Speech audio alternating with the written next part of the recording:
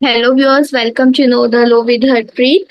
So today we will start section 12 and section 13 of Hindu Succession Act 1956. आज हम अपना section 12 and section 13 जो है इस लेक्चर में कवर करेंगे।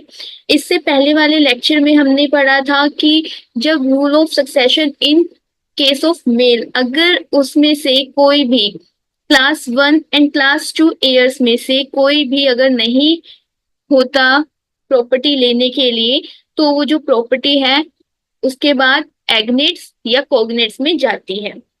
ओके, तो हमने यही पढ़ा था। तो सेक्शन 12 जो है वो बताता है order of succession among agnates and cognates. मतलब अगर प्रॉपर्टी जब क्लास 1 और क्लास 2 में नहीं गई है तो वो जो प्रॉपर्टी है वो डिवॉल्व होगी एग्नेट्स या कोग्नेट्स में। एग्नेट्स और कोग्नेट्स मैंने आपको इन दोनों का मतलब बताया था। एग्नेट्स होता है मेल लाइन से जो रिलेशन बनते हैं, ठीक है, और कोग्नेट क्या होता है जिसमें फीमेल लाइन से रिलेशन बनते हैं। एग्नेट जैसे कि फादर से, ग्रैंडफादर से सन का रिलेशन, ठीक है, जहां से मेल लाइन से सारे रिलेशन बनते हैं। कोग्नेट में जहां मदर आ जाती है, जहां पर फीमेल आ जाती है, जैसे मदर के थ्रू से उनकी जो फादर मदर है उनसे रिलेशन बन रहा है, मदर की ब्रदर से रिलेशन बन रहा है, तो उसको बोलते हैं कोग्नेट। ओके, तो अब स्टार्ट करते हैं हम अपना आज का lecture. When there is more than one claimant in the property of intestate and all of them claimants are agnates and there is no class 1 and class 2 heirs in family, कि जब class 1 और class 2 में जब कोई air नहीं होता property लेने के लिए, तो वो जो प्रॉपर्टी डिवोल्व होगी वो एग्नेट या कोग्नेट में चली जाती है। जिसकी विल नहीं बनाई है, जो इंसान मर गया है बिना विल बनाए, तो उसकी प्रॉपर्टी जो है ऐसे डिवॉल्व होती है by succession. Okay, the claimant in the descend line, in the ascend line and in collateral line.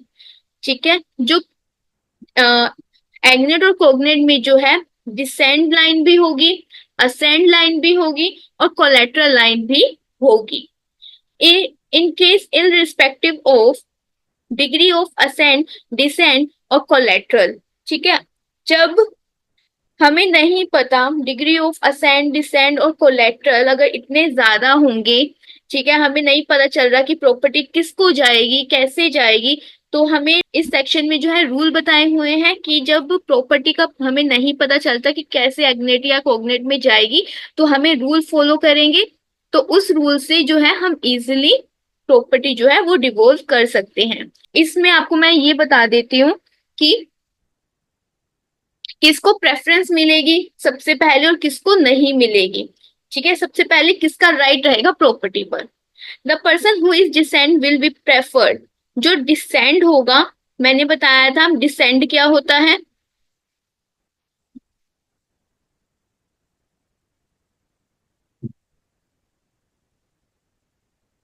मैंने बताया था आपको डिसेंड क्या होता है, असेंड क्या होता है। ठीक है, ये हमारे असेंड होते हैं, ये हमारे डिसेंड होते हैं, जहां से सन शुरू हो जाते हैं।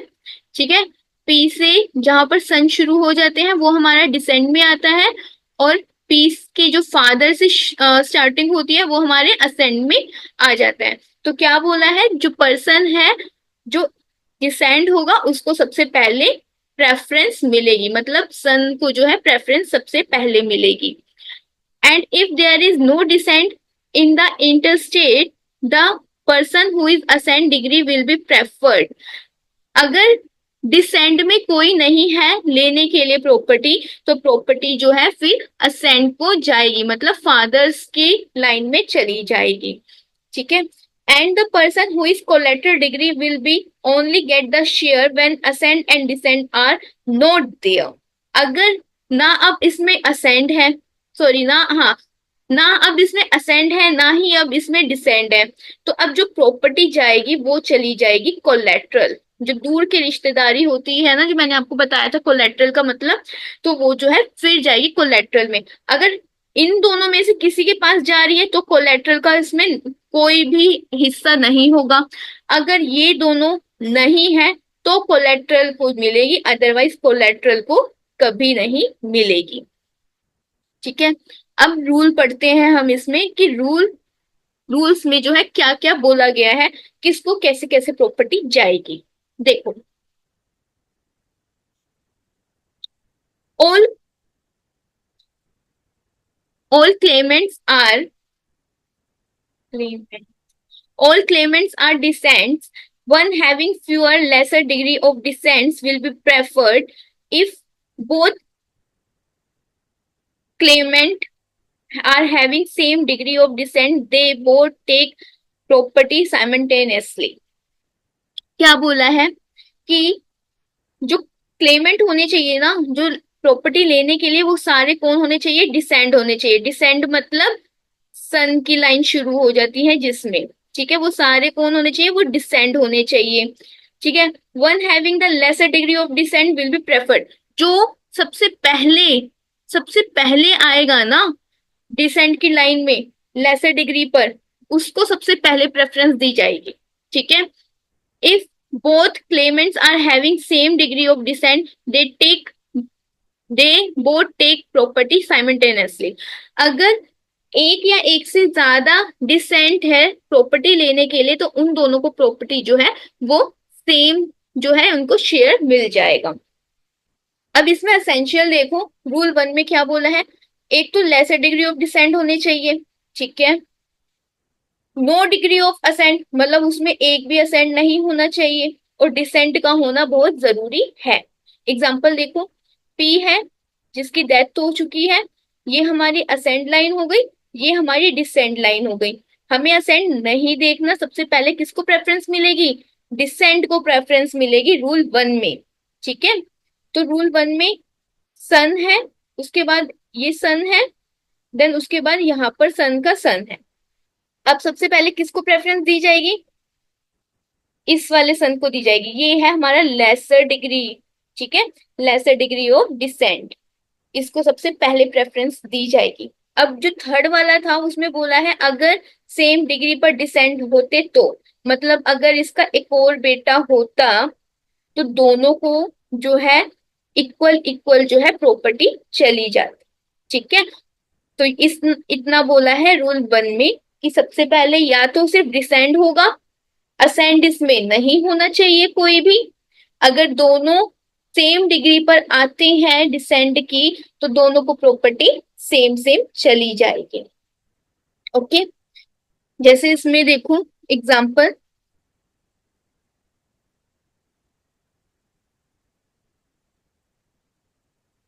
जैसे पी है इसमें, ठीक है, इसकी डेथ हो गई, जितने भी जो ब्रैकेट में है वो सारे कौन है? डिसीज्ड है। ठीक है, अब यहाँ पर अलाइव कौन है? एक तो ये वाला अलाइव है और एक ये अलाइव है, और बाकी सब जो है वो डिसीज्ड है। तो अब देखो, ये असेंड है, ये हमारी डिसेंड है। हमने रूल में क्या पढ़ा था? रूल 1 में हमने पढ़ा था कि सबसे, और रूल 1 में हमने सबसे पहले क्या पढ़ा था कि असेंड जो है एक भी नहीं होना चाहिए।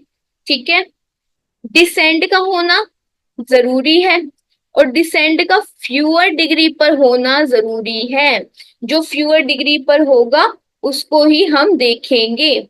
ठीक है, तो इसमें हम, अब ये अलाइव है, इसको तो हम मानेंगे ही नहीं क्योंकि हमने असेंट देखना ही नहीं है, हमने डिसेंड देखना है। सबसे पहले प्रेफरेंस जो है उसको इसको मिलेगी, डिसेंड को। तो अगर ये अलाइव है तो इसको ही प्रेफरेंस मिलेगी।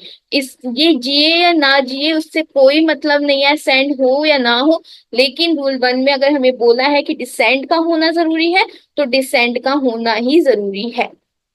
ओके, तो सेम इसमें इस एक्सप्लेनेशन में मैंने इतना यहाँ पर यही बताया है। ठीक है, कि इसका होना जरूरी है। अब रूल 2 देखो, रूल 2 में क्या बोला है? All claimants are ascendant, one having fewer lesser degree of ascent will be preferred if both claimants are having same degree of ascent. They take both, sorry, they both take property simultaneously. ठीक है, मतलब अब उसमें जो था same था कि descend का होना जरूरी है, इसमें ये जो है डिसेंड की जगह असेंड आ गया। ठीक है, अपोजिट है। इस स्ट्रक्चर से आप इजिली समझ पाओगे, वो थोड़ा कंफ्यूजिंग है, आप लोगों को वो समझ नहीं आएगा, लेकिन इस स्ट्रक्चर से इजिली समझ जाओगे। देखो रूल 2 में क्या बोला कि असेंड का होना जरूरी है, असेंड डिग्री सेम। ठीक है, असेंड इज नन, और इसको ए को क्या बोला कि फ्यूअर डिग्री ऑफ डिसेंड होना चाहिए और नो डिग्री ऑफ डिसेंड होना चाहिए। देखो ये पी है, ठीक है, इसकी डेथ हो गई। ठीक है, इसका एक सन है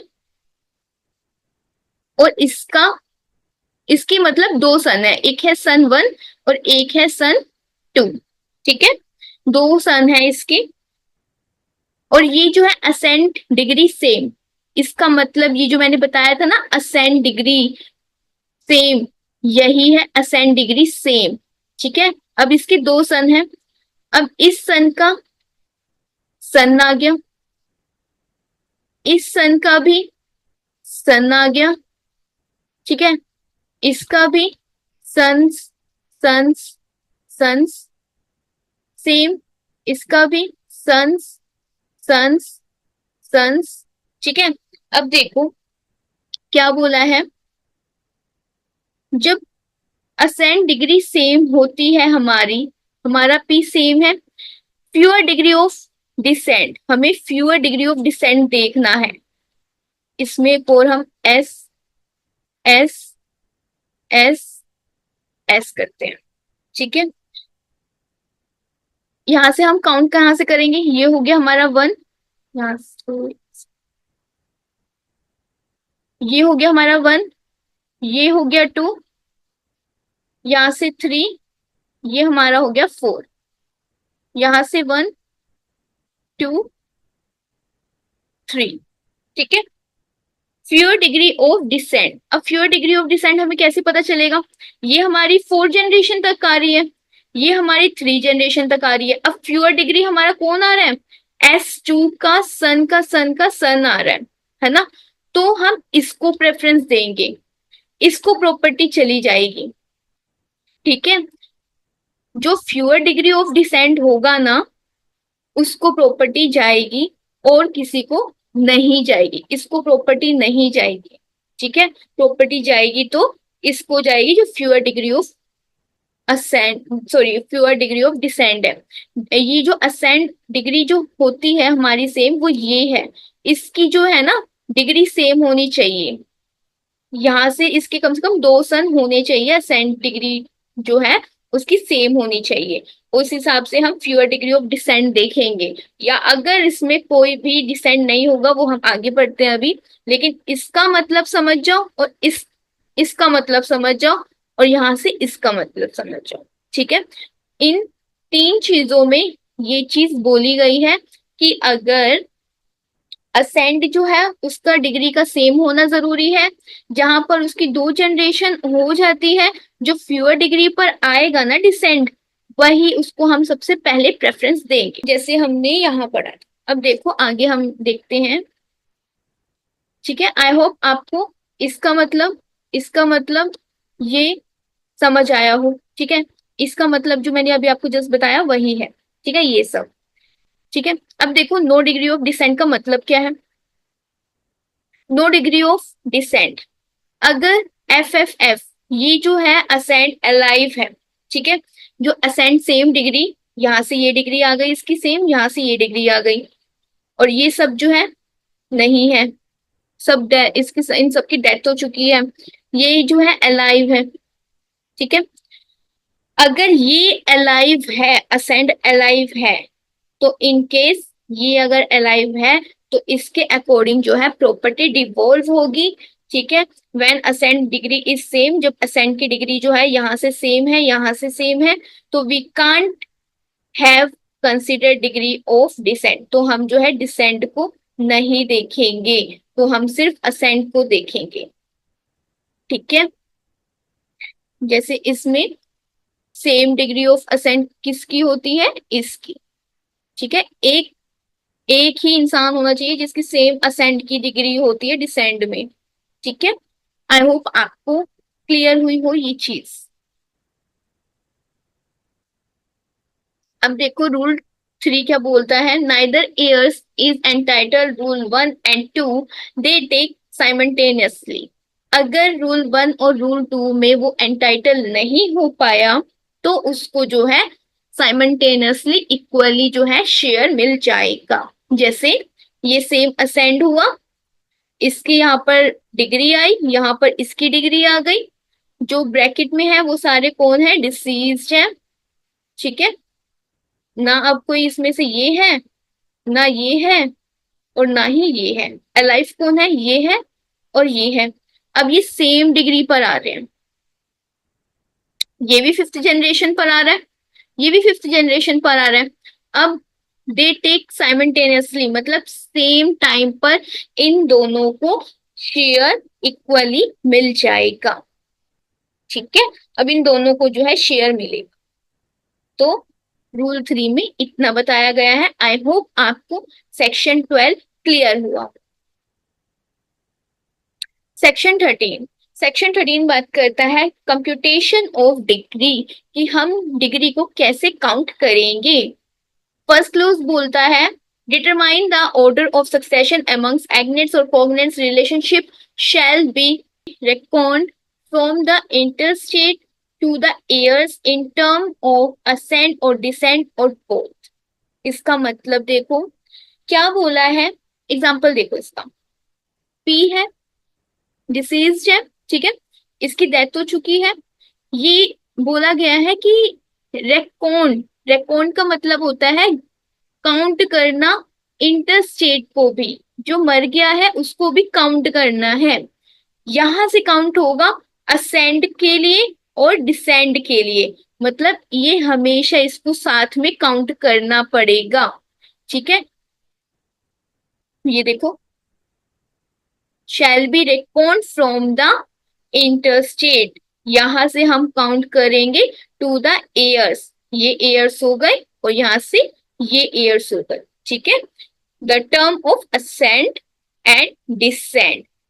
ठीक है, इसको हमेशा इंक्लूड करेंगे। यहाँ से 1, यहाँ से ये 2 हो गया, यहाँ से ये 3 हो गया, यहाँ से 4 हो गया, सेम यहाँ से 2, यहाँ से 3, हमेशा इसको इंक्लूड करेंगे, इसको हमेशा साथ में लेके चलेंगे काउंटिंग के। सेकेंड क्लोज बोला है degree of ascent and descent shall be computed inclusive of the intestate, मतलब डिग्री ऑफ असेंट और डिसेंड को, ये असेंड हो गई, ये हमारी डिसेंड हो गई, इसको काउंट करने के लिए हमेशा हम इंटरस्टेट जिसकी डेथ हो चुकी है उसको हमेशा इंक्लूड करेंगे अपनी काउंटिंग में। ठीक है, यहां से हमेशा इंक्लूड करेंगे 1, यहां से ये 2 हो गया, फिर यहां से 1 और यहां से ये 2 हो गया। थर्ड क्लोज में बोला है every generation constitute a degree either ascending or descending, in every have ascending or descending degree. हर एक जनरेशन में जो है वो असेंडिंग भी होगा और डिसेंडिंग भी होगा। ठीक है, जैसे हमेशा हम देखते हैं ना, पी के फादर, देन इसके फादर, और पी का सन, देन इसका सन का सन। ठीक है, तो हमारे हमेशा हर एक जनरेशन में जो है असेंडिंग और डिसेंडिंग जो है हमेशा होगी ही होगी। आई होप आपको सेक्शन 12 एंड सेक्शन 13 जो है क्लियर हुआ हो, विद एग्जांपल्स के साथ समझाया है तो हेल्प मिलेगी आप लोगों को। सो थैंक यू गाइस, आज के लिए इतना ही रखते हैं। कल हम जो है rule of succession in case of female में देखेंगे कि किस तरह से जो है जब फीमेल हिंदू की डेथ होती है तो उसकी प्रॉपर्टी का कैसे सक्सेशन होता है, वो हम नेक्स्ट वीडियो में देखेंगे, सेक्शन 15 एंड सेक्शन 16। तो आज के लिए इतना ही। Thank you so much guys, take care and have a nice day.